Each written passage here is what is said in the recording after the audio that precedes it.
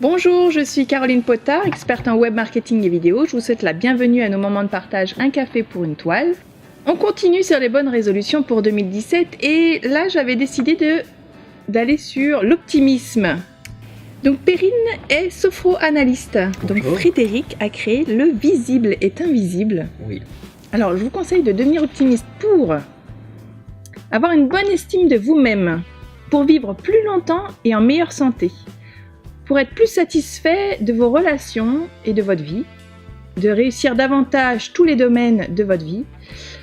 Les optimistes sont nombreux à estimer être heureux, ils sont bien nombreux à être confrontés, ils sont bien moins nombreux à être confrontés à la dépression, ils sont nettement moins stressés, naturellement plus sereins et confiants, ils sont plus actifs, plus enclins à entreprendre et ils sont aussi plus sympas. Donc, ce qui leur donne quand même des bons points. Donc soyons tous optimistes pour être plus sympas et bien dans nos baskets. Ouais, à partir du moment où on arrête de chercher le bonheur, on finit par le trouver. Oui. Et oui. Le bonheur est là, il est autour de nous, et il suffit juste d'être disponible et d'ouvrir les yeux sur ce qu'on a autour de nous.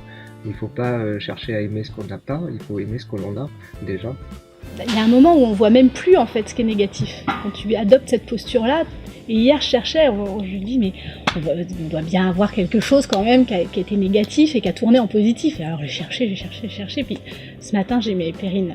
Il y a un truc évident, par exemple moi il y a 2012, ça fait 5 ans, mais il y a même 7 ans que ça a commencé, mais on a annoncé qu'on allait supprimer ma profession.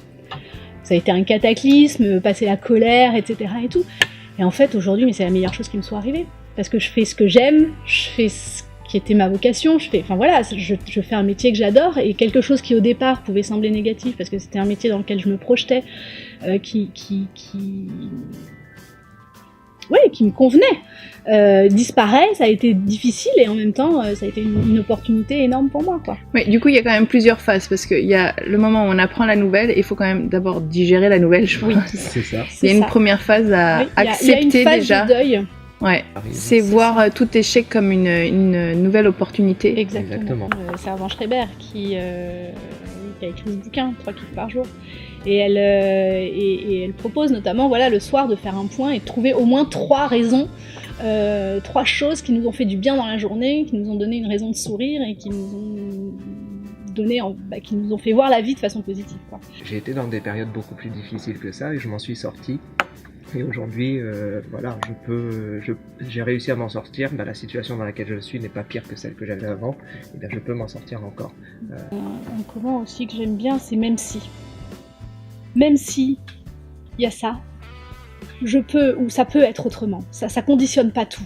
Il y a toujours une multitude de facteurs qu'on est complètement incapable de saisir en fait. Du coup, sur se débarrasser des convictions limitantes, je trouve que ça va assez avec, parce que bien souvent on se conditionne à se dire de toute façon là j'ai eu un échec, donc de toute façon je suis nulle.